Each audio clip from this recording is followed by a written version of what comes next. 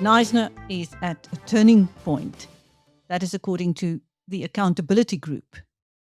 Here to tell us more is Robert Winn and Eric de Jager. Welcome both. Hi, thank you. Robert, let me start with you and ask you what the state of service delivery is like in Knysna at the moment. At the moment, Knysna is struggling to deliver a lot of its services. I mean, if you go across the municipal dump, it's piling up. We're struggling with our sewage pump stations that are flooding into the estuary and polluting it. And you can see that in their reports of the E. coli.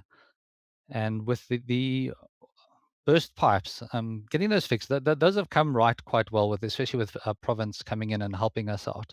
And that has made a huge difference to actually reduce our water consumption. The thing is, without provincials' help, we are struggling. In the budget, you can see it. It's very clear. Well, you have reviewed the January and February budgets. May we start with what you found when you looked at the surplus? Well, when you looked at the surplus, I mean, it was wonderful last year when the budget was first announced, and we have a 234 million rand surplus, and it's like fantastic. Okay, great. We can start putting some of this money into the infrastructure, boost our basic services. And then lo and behold, when we check the adjustment budget, that surplus has collapsed to 14.4 million. Um, and I mean, great. We still have a surplus, but then when you take into the NEMA funds, and NEMA is the National Environmental Management Act, and it's the cornerstone of South Africa's environmental law and designed to ensure that the environment is protected for us. So those fines at the moment are sitting at 30 million. And unfortunately, with our infrastructure failures at various pump stations, it's flooding our estuary. So Knysna has been fined because of those violations. And I've heard via some sources that it's actually could be up to 200 million plus. And when you take that into consideration, I mean, the 14 million rand surplus means nothing. So as soon as those fines kick in, we have big problems. So, what is the state of liquidity then? I'm going to hand that over to Eric to give us a All right, the key benchmark in terms of liquidity is what they call the current ratio. Now, the current ratio, they blow their trumpets and say that it's actually doing very well. But in reality, it takes no account of the debtors book. We've got a huge debtors book of some 600 million. Around about 400 million of that is dated. So it's unlikely to be recovered. So you've got it's actually not a true reflection of the situation. What you find is that you've got, even if you take your debt that is over 12 months old, you've got a current ratio of 0.82 cents. So you've got 82 cents of assets and 1 rand of liability. So the liquidity situation, if you take a true reflection, taking account of your debtors book, that they're in financial distress. And what is the situation with suppliers? Suppliers, there's not a lot of transparency in the municipality. So the actual aging of debtors, which should be accounted for each month, has been blank for 8 months. So that particular document is just blank. If you dig around in what they have is a performance assessment that comes in at half year, and it's called the S72 performance assessment. If you look in there, you find that creditors are currently running at being paid in 84 days. So people are not getting paid. It's as simple as that. The money is going to salaries. Meanwhile, what progress is being made with infrastructure renewal? Very little, because infrastructure actually suffers under this particular situation. There isn't any money for infrastructure. So we estimate that infrastructure should be about 194 million rand a year in terms of renewal and maintenance. In fact, it's about 40 to 50 million. So the backlog is just growing enormously. So if you go back 3 years and you take 140 million rand backlog per year, you're already at over half a billion rand. You mentioned staff salaries. What costs are involved when it comes to the staff? If you take the staff salaries, it's about 400 million. It's just under 400 million rand per annum. Now, there's a magic number that Treasury uses, that staff costs as a percentage of operating costs should not exceed some 40%. If you just take the staff costs as they currently are, and you take the debtors book and the money that could be recovered out of the actual cash flow, you find that they're at about 45%. So staff costs are escalating, they're becoming unmanageable. It affects the infrastructure, investment in infrastructure, and that's what happens. And what is the state of outsourcing? Well, when it comes to outsourcing, again, transparency is not evident. So you don't know the exact amounts of money that are used in outsourcing. But we estimate that it's about 173 million rand per year and growing fast. Now, outsourcing essentially is a more expensive business model. So if the municipality insourced the expertise and built their own capacity, that would be the ideal world where you're getting efficiencies coming into it. They're not. They're outsourcing. And you just don't know really where the money is going. Absolutely. And grants, how are those being handled? No, the grants, well, if you have a look at the grants, the grants that were given to us about 2 years ago weren't done in the first year. So they were not taken account of in the first year. And they asked for the grants to be renewed.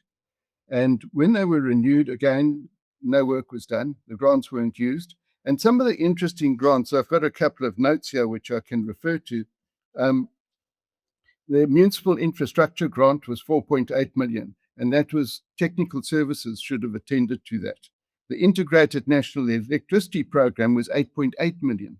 That was also returned. And the neighborhood development partnership was 5.7 million. That was also returned, because the work just wasn't done. There was no capacity to do the work. Back to you, Robert. How would you summarize this? So in order to summarize this, I mean, and especially being a resident and being involved in this for quite a while, trying to understand what is actually going on behind the scenes, because you're seeing the service levels drop and seeing those kind of things collapsing. We've seen areas without water. I mean, they've spoken one of the biz news things that I spoke about, that I watched, was that water shedding is a new load shedding. And we're experiencing that. We have had certain locations like Brenton-on-Sea without water for 4 days. I mean, people canceling their Airbnbs because there's no water. So the state of affairs is really bad. Now, when you look at the finances and the way that they're presented, everything looks great. It looks fantastic. The budget is funded. We're so happy, but then we're not experiencing that on the ground. And that's the thing that we at the accountability group are trying to do, is trying to create more visibility for the average resident to actually understand what is actually going on.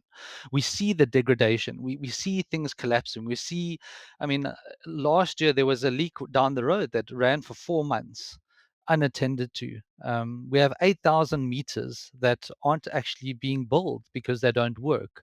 Those still haven't been replaced. They're still part of a process that they're trying to get those things now done. But I mean, it's ages now. They've known this stuff for a very long time. So when we look at this budget, it just doesn't make sense. We have a surplus, yet we're not seeing any replacement of actual infrastructure. At the moment, it looks like the municipality is struggling just to deliver basic services, like when a pipe bursts, just to repair the pipe seems that they're struggling. And one of the biggest things is once they've fix the burst pipe, they don't repair the road. The roads remain dug up, and eventually they send someone that comes out and puts a little thin painted coat of, I'm not sure exactly what it is, but it's not folded tar. It's that black bitumen that I think they just painted on to try and stop the rainwater washing away all the sand. So it's really bad. And I mean, if you look at our streets, they're just getting worse and worse and worse. So now if we've got a funded budget, why are those things the way that they are, is the question that we ask. And why do you think that is so? I'm trying to articulate this in the way that it needs to be done.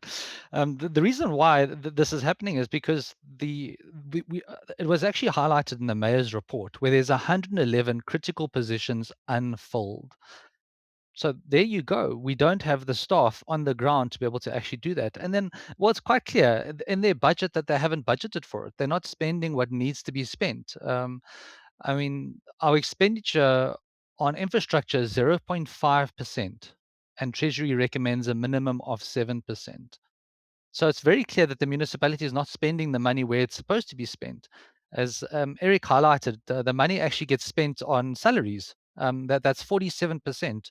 of our budget is going towards salaries when you take into account the 600 million that is basically owed to the municipality. So it's very clear that the municipality is struggling to actually, within themselves, get done what needs to be get done. Assign the budget to the right departments and having the departments having the staff to be able to carry out the actual work. What is the accountability group doing right now? What can it do? Yeah, so what we are doing, well, essentially one is trying to create these reports to be able to give the average person an understanding of exactly what's going on. Because if you go through these reports, they're a couple of hundred pages, and to try and understand where the money is going, it's incredible. We actually had a resident who's a qualified accountant and is now retired in Knysna. He sent through 49 questions and has not gotten an answer to one of those questions yet. So, and this is really concerning. I mean, this is a long time ago. This is already the middle of last year when the first budget basically came out. And we're like, okay, what is happening here? You've got an incredible surplus here, but we don't understand all these other little charges and figures, and we just can't get those answers. So what the accountability group is going to do is going to go and pire that information to try and dig in and actually find out and understand why are we in this situation. And hold those people accountable. I mean, we've had 19 changes of MMs in the last 4 years. I mean, how can a municipality cope with 19 changes of municipal managers? It's impossible. And that's the kind of thing we need to hold those people accountable, that is not allowing what needs to happen. And through legal frameworks, we're going to be basically, using those the law the way that we can in order to bring that kind of accountability and make sure that we can get the answers that, well, the residents deserve. I mean, ultimately, we are concerned residents that really care about our town and are investing a huge amount of time to try and find out why are things the way that they are, because it's not necessary.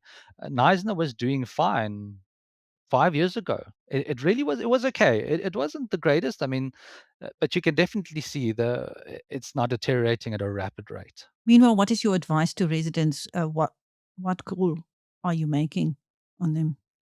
Our recommendation to residents is to let us know if you experience anything that's unlawful. And what we're also looking for is actually financial support, but that is going to come out when we present people with the reports. And what we're asking really residents is share these reports, attend the IDP meetings, attend the budget meetings, object the budget, uh, ask for answers. If you don't understand, let's send them through. Let's stand together as unified as one to try and find out why we're not getting what we're getting when they're telling us the budget is funded, yet we're not getting the services that we deserve and we are paying for. So that's ultimately the accountability group will continue to go into this detail and providing the reports to the residents and letting them know what we are busy with, what we're trying to find out, what we're trying to do. There's also like an augmentation fund that developers are needing to pay into, and that fund is then meant to be spent on infrastructure, and that is not actually happening. So at the moment, what we're doing is we're going to be approaching those developers and finding out from them if they would like to join in the action, to make sure that that augmentation fund is actually ring fenced and spent where it's supposed to be spent on the infrastructure to ensure that as the town grows, we have the infrastructure to actually cope rather than having it grow without any sustainability in terms of infrastructure. Thank you. That was Robert Winn and Eric de Jager of the Accountability Group in Knysna speaking to BizNews. I'm Chris Steyn.